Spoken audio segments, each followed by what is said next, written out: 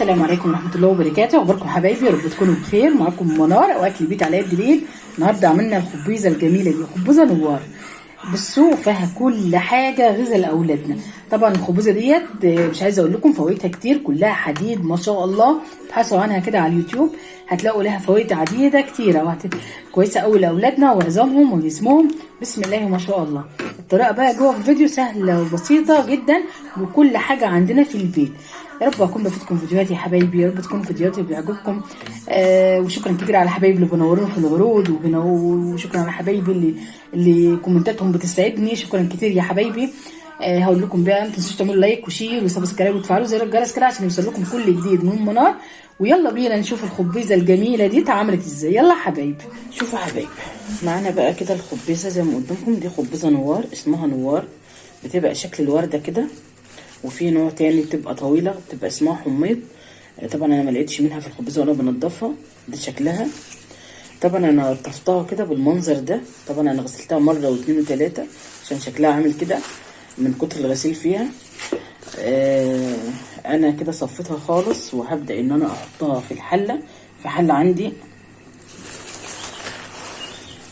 تبقى طعمها جميل ومغذيه وكلها حديد ومفيده قوي لاولادنا ولجسمنا ولعظامنا. لو دخلتوا وبحثتوا كده على النت على فوائد الخبيزه، سواء الحميض سواء النوار، هي اسمها نوار، مش عارفه بقى عندكم في بلادكم اسمها ايه.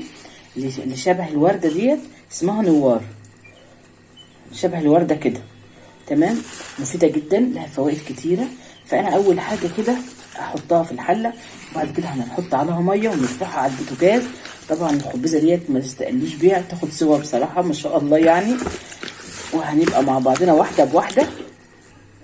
انا كده رفعتها على البوتاجاز وولعت عليها النار، وهبدا كده احط لها دور ميه او ازازه ميه. ده كله بقى، دي الكميه ديت هتفص معانا وتبقى كميه قليله مش تقيله خالص.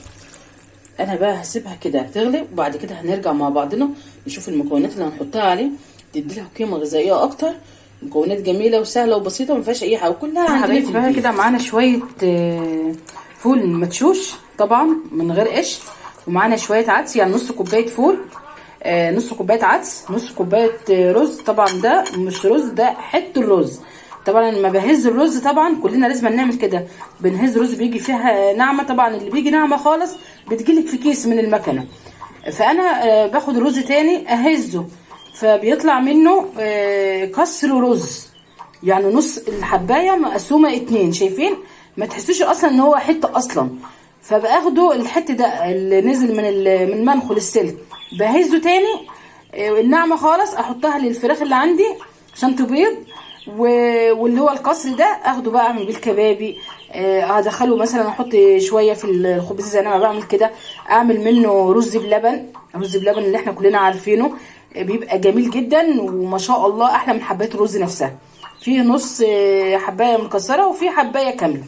تمام، دولت كده هقلبهم على بعضهم وهنغسلهم الاول كده. وكده الخبزه كمان خست معانا خلاص، هبطت خالص. بدات كده ان انا غسلت كل الحاجه. الفول نص كوبايه فول، نص كوبايه عدس، نص كوبايه رز او نص كوبايه حته رز اللي عندك هتعملي بيه. معانا بقى كده نص حزمه كزبره او حزمه كزبره على بعضها. انا خدت نصها وقطعتها كده زي ما قدامكم، علشان انا خدت النص التاني هنعمله بقى هنقليه علشان الخبزه بعد ما نخلصها خالص.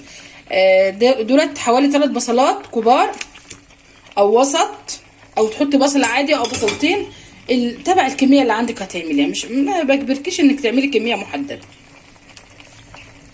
الصلصه بقى احنا نحط طماطم، هحط طماطم وهحط صلصه. تمام، هنقطع كده 3 طماطمات واحط قيمه كوبايه صلصه متسبكه عندي خالص. يعني انا حبيت ان انا احط طماطم عشان تكون فريش وتدي طعم اكتر. ادي الطماطم الفريش طبعا، وادي الصلصه. ونقلب بقى كل الخلطه الجميله دي مع بعضها بقى. شايفين جابت ميه كتيره غير الميه اللي احنا حطيناها، سوائل كتيره ما شاء الله. احنا بقى هنسيبها على نار هاديه لان هي عامله زي اللحمه بالظبط، بتغف السوا. ناخد بالنا علشان تتفرم معاكي في الخلاط، تضربها كويس في الخلاط. لازم تسويها قوي علشان طبعا تتخلط معاكي بسرعه. شايفين شكل الالوان؟ بسم الله ما شاء الله لا حول ولا قوه الا بالله، جميله جدا. الكزبره دي بتدي ريحه جميله في الخبيزه وطعم كمان ما تقللها ان شاء الله، هنقللها مع بعضنا. هغسل بقيه الكزبره وهقطعها كده واحط لها عليها معلقه تومه ونقللها مع بعضنا. هنغطي عليها بقى ونسيبها بقى تستوي، تاخد راحتها بقى في السوا. تمام، وهرجع لكم تاني بعد شويه. هي كده بسم الله ما شاء الله استوت. انا طفيت عليها ما شاء الله، ما اخدتش نص ساعه واستوت ما شاء الله. انا هسيبها بقى تبرد بقى خالص وتهدى كده، وبعد كده هنعملها في الخلاط، هنضربها في الخلاط ونصفيها. لازم ضروري نصفيها بمصفى سلك. تمام، سيبها تبرد بقى وبعد كده هرجع لكم ان شاء الله. احنا كده خلطناها يا حبايبي، نعمها خالص وبعد كده هنصفيها. معانا بقى كده المصفى وحله تانية، وهنبدا كده نصفي. احنا كده يا حبايبي صفيناها وحطيناها على البوتاجاز ومقربه تغلي. هنحط لها بقى معلقه ملح كده، تبع الملح اللي هي هتاخده طبعا، معلقه ونص معلقتين، تبع هي ما هتبقى معاكي حدقه. معلقه صغيره فلفل اسود، معلقه توابل كده مشكله من اللي احنا عندنا، واي توابل بقى عندك هتحطيها. حط شويه شوربه لحمه. هنقلبها بقى تقليبه كده معتبره عشان التوابل والملح بقى يدوب كده معانا، تدي نكهه جميله. طبعا هنسيبها بقى تغلي بقى شويه كده لحد بقى ما تبقى كده قوامها تقيل معانا، مش تقيل او لا تقيل ولا خفيف، عشان طبعا احنا زودنا شويه الشوربه، فهتحتاج ان هي تغلي حوالي ربع ساعه كده، وبعد كده هنعمل لها التقليه مع بعضنا. احنا كده عاملين الكزبره مقطعينها، ودي معلقه توم كبيره، وهنحط زيت وبعد كده هنقليها. انا هرجع لكم بقى وانا بطفي عليها عشان نعمل التقليه مع بعضنا يا حبايبي. بصوا هي جميله جدا وطعمها جميل.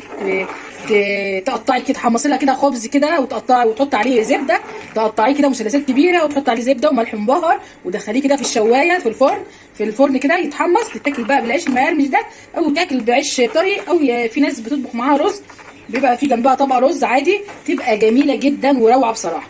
ما اقولكوش بقى ريحتها بعد ما قلبت كده التوابل والماء، ريحتها جميله جدا. حطينا شويه زيت بقى كده، بدات ان انا اقلب الكزبره مع التقليب بقى على كده كده يا حبايبي، تدي ريحه جميله ونكهه جميله لما تقلبها.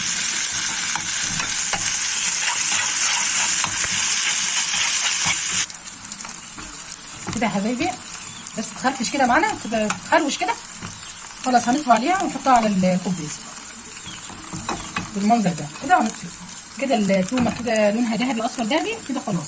انا طفيت النار كده، هنبدا نحطها على الخبز بالمنظر ده. شايفين جمالها ما شاء الله، ريحتها بقى ما اقولكوش جميله جدا. كده نحط بقى كده على الخبز.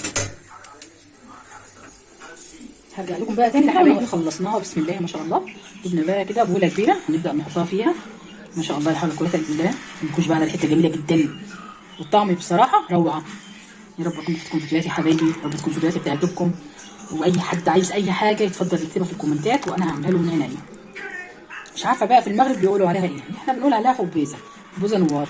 انا مش عارفه في المغرب بقى بيقولوا عليها ايه. كده يا حبايبي بسم الله ما شاء الله.